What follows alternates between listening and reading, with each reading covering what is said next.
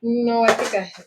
Mm, bum, bum, bum, bum, bum, bum, bum, bum, bum, bum, bum, bum, bum, bum, ba-dum, bum, bum, bum, bum, bum, ba-da-da-dum, bum, bum, ba, bum, ba-da-dum, bum, bum, bum, bum, bum, bum, bum, bum, bum, bum, bum, bum, bum, ba-dum, bum, bum, bum, bum, bum, bum. Ba-da-da-dum, bum, bum, ba, bum, ba-da-dum. Hi, my friends. Hello from Ohio and New Jersey and New Zealand. Lots of news.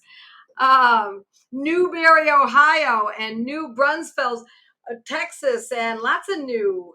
Hi, everyone. It's so great to see all of you. I see all my mighties. I'm waiting for Facebook to start up, and here we go. It's all set. Here's Facebook, and now we can get going on the. I want to be able to read what people are saying. Yeah, it's good stuff. It's all good. Hello, my friends. Great to see you tonight. For those of you who don't know me, my name is Joette Calabrese, and every Monday night at 8 o'clock p.m., we meet and we do this. We study and learn and spend time talking about our favorite subject, homeopathy. It's my favorite. And if it's not your favorite yet, that's because you're fairly new to this, but you will see, you will get hooked because it is a very heady experience to be able to help someone, to be able to treat someone, to be able to cure a condition. So, for those of you who do know me, and we've been friends for a long time, welcome. It's wonderful to see you all. I love reading what you're saying. Hello from Iowa, from sunny Newberry, Ohio, Charlotte, wonderful, Western Pennsylvania, Michigan. It's great, wonderful. Ajax, Ontario. Yes, I remember seeing you. It's Rana or Rona. I think it's Rona. Nice to see you all. So tonight, what should we talk about? Let's talk about emergencies, shall we? Let's get it so that we know what to do in the event of an emergency. Now, I've written an entire course on this, the Survivalist Guide to Homeopathy. Should you be interested, it's a very heavy book. It's filled to the brim with CDs and lots of great information. Should you be interested, you can find it on I'm pretty sure it's on the website. There was a time when we did not have it on the website. So what I'm doing is when I go into this book, I simply go to emergencies. I mean, disasters, first aid. And when I look at first aid, I'm going to page 75. And the first thing that I know that we should all know is what are the main medicines? The main medicines are generally aconitum, arnica, and we have a lot of A's. Apis, and we're going to go through each of these. I want to make sure that I'm not, there are so many, but these are the top ones. Aconitum nipalis, Arnica montana, Apis mellifica. And these are the medicines that I want you to know and to own. What potency, and we'll go through all of this, but what potency should we own? Definitely, we want to own a 200 potency in each of those. Absolutely. We also want to own perhaps Apis in a little higher potency, but 200 can be do a lot of good. And I'm going to add one more. There are many more, but I'm going to add one more, and that's Hypericum. Now, what we're going to do is go through these, and I know what's going to happen, and I'm going to encourage you to do this. I'm going to tell you I'm going to give you the name of the condition, and I want you to tell me what remedies would be most valuable in that situation. So let's say there's a condition of someone has been in an automobile accident and they are in shock for whatever reason. Psychological, that can happen very readily. Could also be shock because they're in pain. It may not be an actual frank shock, but it could be the essence of shock.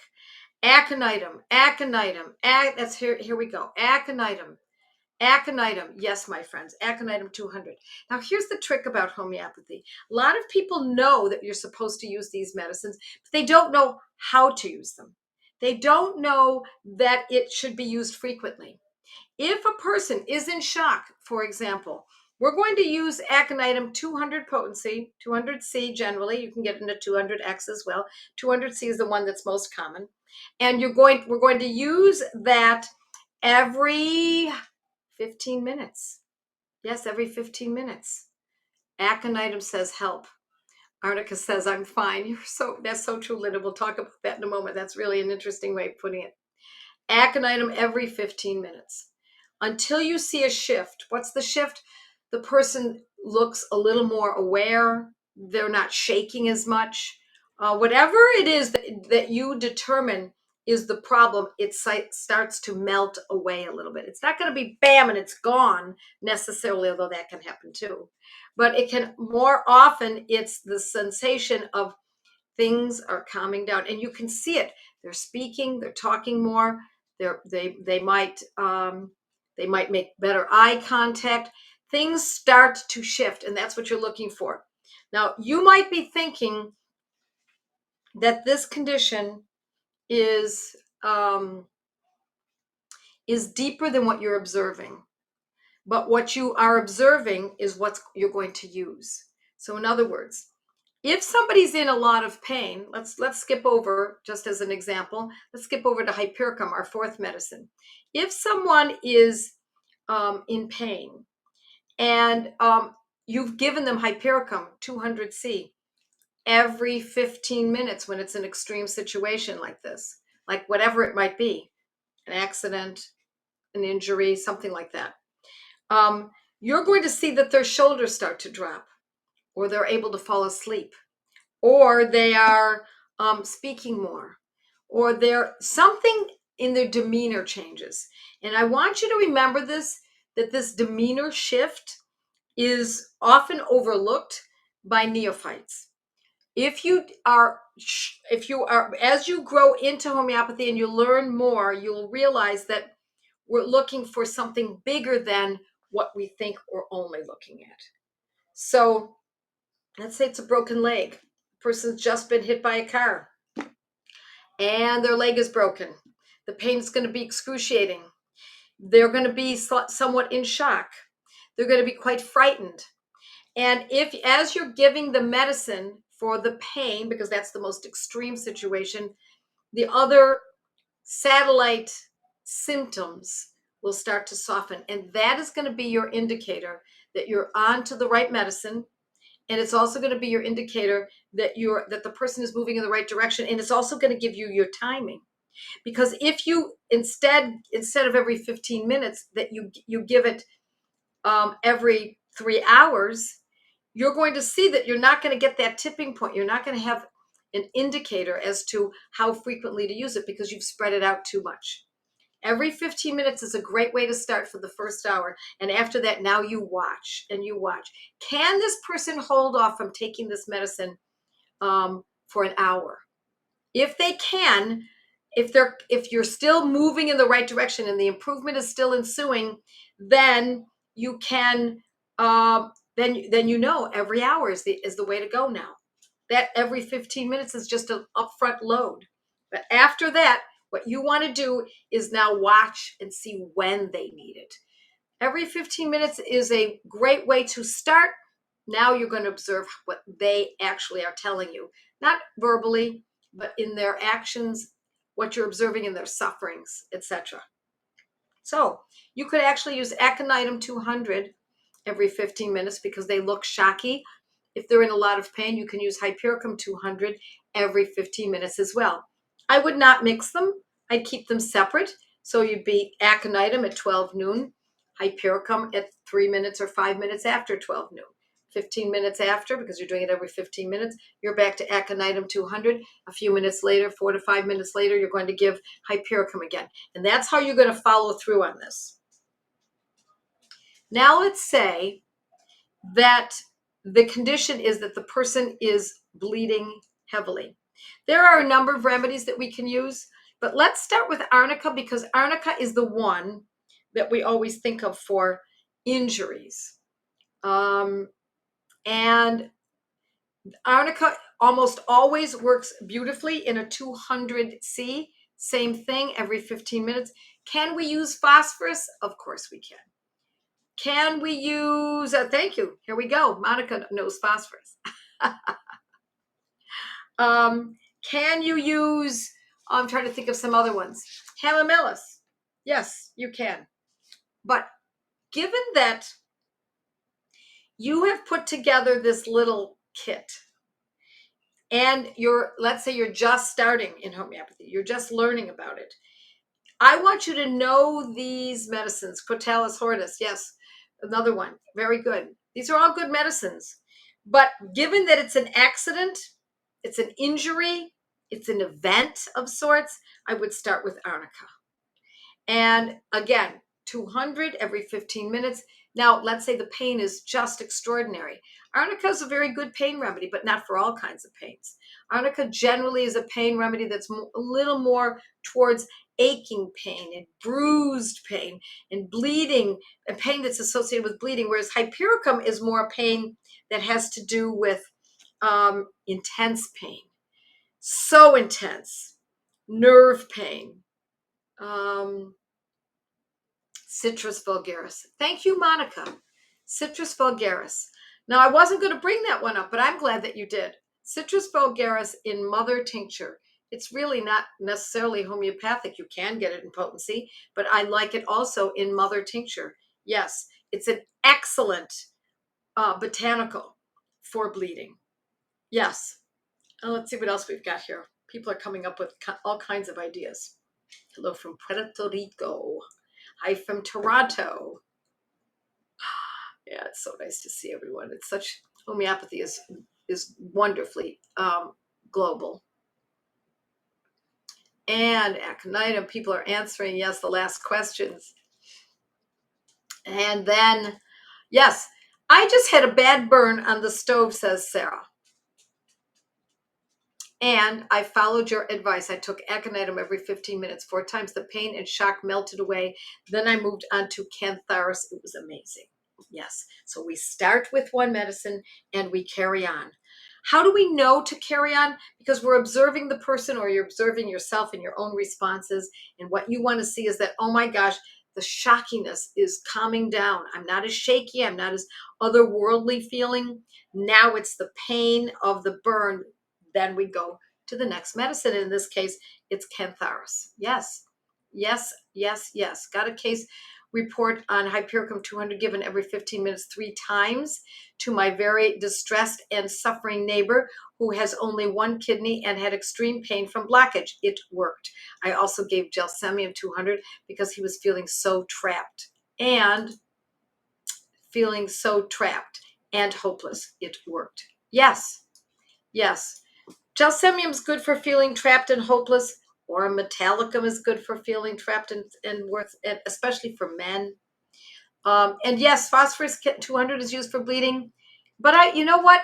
I like phosphorus because it's so readily available. It's in all kits. But that citrus vulgaris mother tincture is pretty darn compelling now, isn't it? I broke my wrist, Pam says, 3 weeks ago. Aconite and arnica worked amazingly. The break is confirmed, and I've opted not to have the surgery. The bone is not and will not be set. Should I still avoid symphytum, or since I'm keeping it as I can take it to speed healing? Symphytum is a secondary or even a tertiary remedy, and we use that for broken bones only when the bone is in place. Does it need to be set? Perhaps it doesn't need to be set. Perhaps it's already in place, but it needs to be in place, locked in place, before we start administering something like symphytum, because symphytum will knit that bone faster than what the doctors may understand.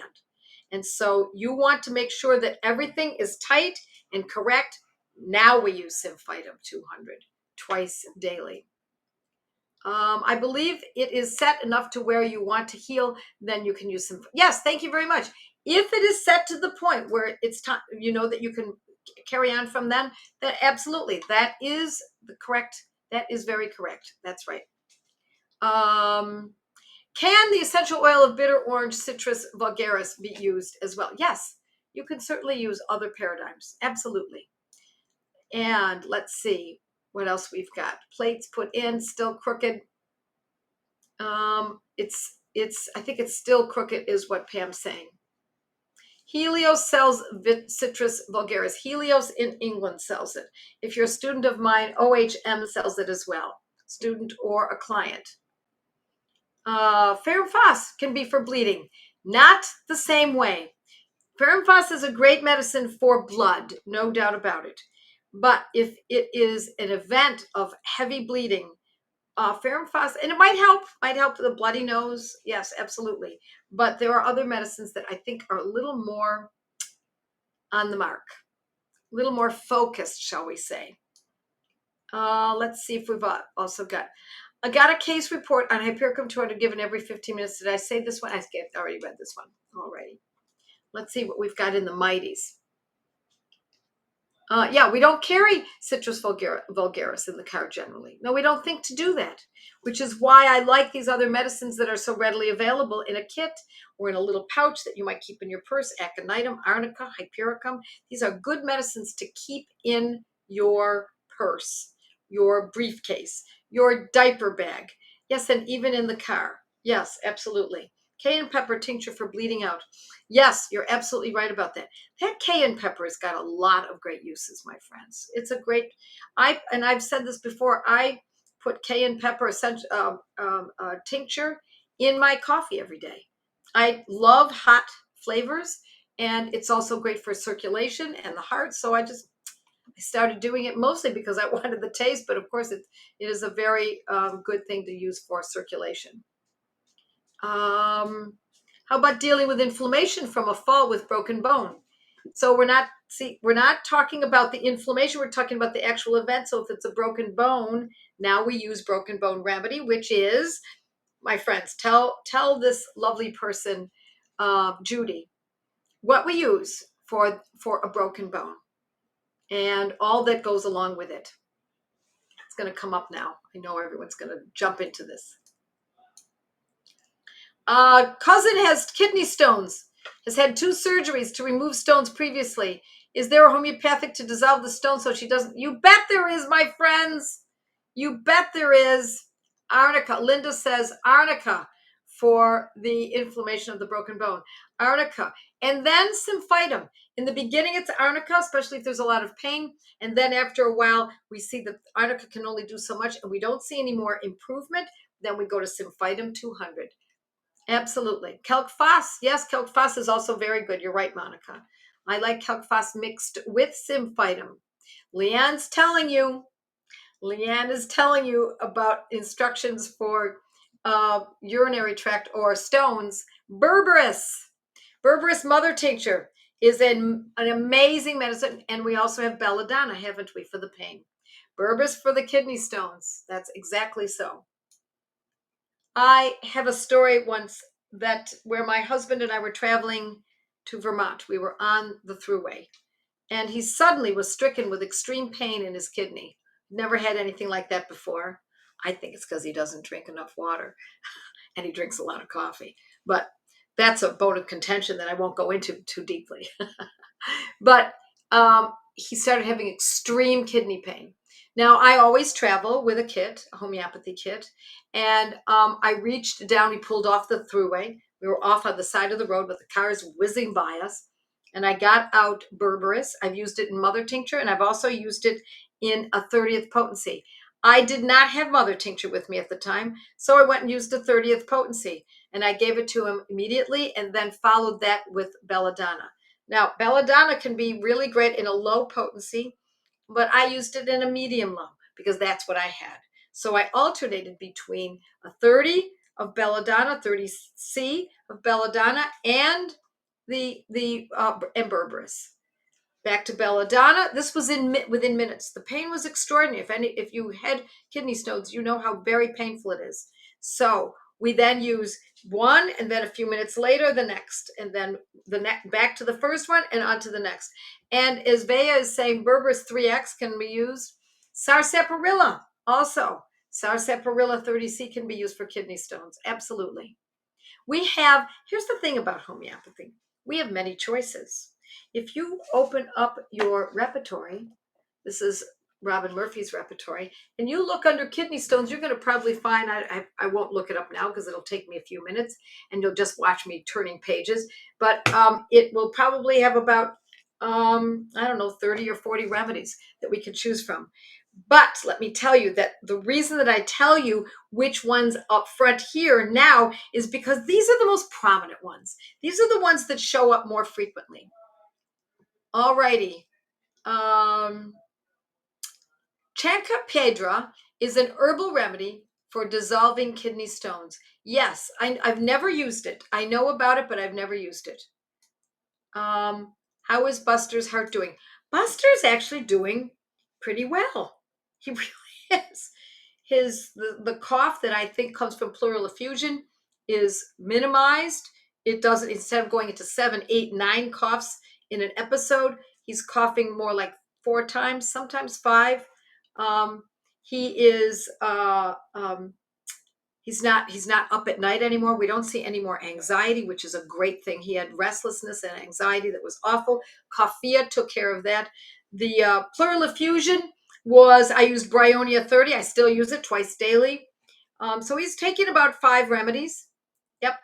Banerjee have the protocol in their book under renal stones. Thank you, Monica. If you have the Banerjee protocol book, you'll find on other methods as well.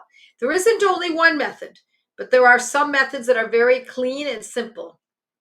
Belladonna 3X is my favorite, says Monica. Yes, 3X is a very good potency. Absolutely. A little more hard to get to source, but you can get that again from Helios or OHM. I had when I was pregnant. It is my 10 on the pain scale now. The only time I have ever dropped to the floor in pain. Oh, from kidney stones. They're extraordinarily pain. My dog still cannot get rid of cherry eye and mucus discharge. Aconitum 200 worked at first, and then euphrasia and others, and not nothing. I know what you're saying. I understand. And so let's see if anyone has any ideas for this person, for her dog. I know what I would consider. Euphrasia is a good choice. You might want to think of some others, and I think some folks are going to come in here. Yes, please don't forget to share this, my friends.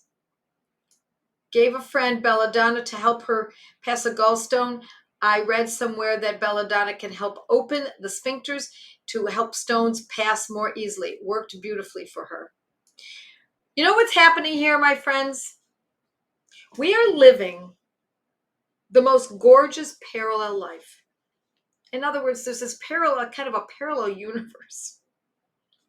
We are the disruptors. This world lives with believing that everything needs drugs. We need to be tested all the time. We need drugs. We as a person don't have any control over how we treat ourselves and our families. Everything is in the hands of industries. Medical, insurance, pharmaceutical, everything, we give it over to the industry. Then there's this parallel world of people like you that understand that we have to take responsibility for our own health, our own lives, and we are capable of doing so. Not everything. We concede. There are times when we absolutely need a medical doctor. We concede. There are absolutely times in which it is needed to get anesthesia. There are times when that's necessary because of surgery, perhaps. But many times, most of the time, if we make a decision to do this on our own, we can do this. We can do it. I've done it. I've done it myself. Now, I'm also going to tell you that I had an ectopic pregnancy many years ago, had to have surgery. I am unaware of any medicine that would have resolved that. Belladonna would have helped the pain.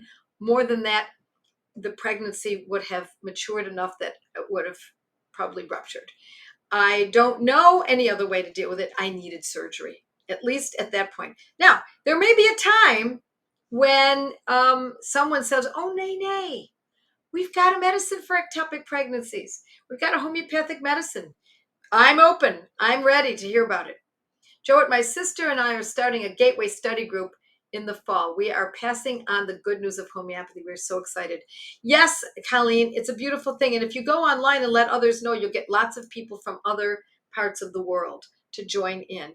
And those people will become your friends for life. Because as you study together, maybe not just an 8-week period of time, but if you study together maybe 8 weeks and then do it again for another 8 weeks and then study another study group together, or study another subject together, another course, or study my blog together, etc., you become dependent on each other for how you're thinking. Those like minds are hard to find sometimes, and it becomes precious when you have friends that are willing to do that. I like my medical doctor, but he knows I'm skeptical of the system he works under. He knows I'm up to my shoulders in homeopathy, but to respect him as a person, you bet. Yes, absolutely. A good medical doctor is an important part of your team. The kind of doctor who stands back and says, I understand where you want to go with this. I get it.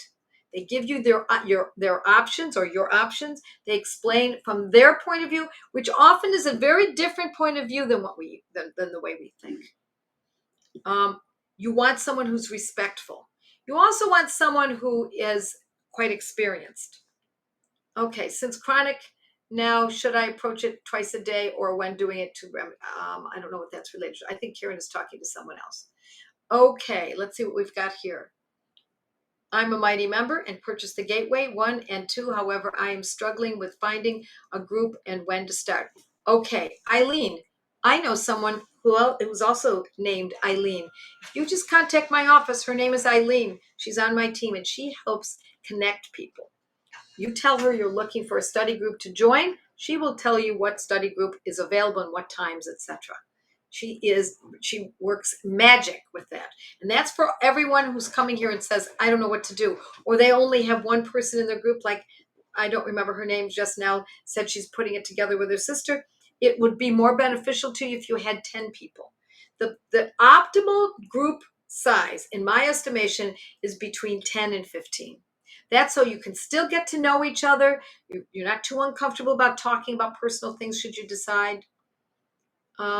All right.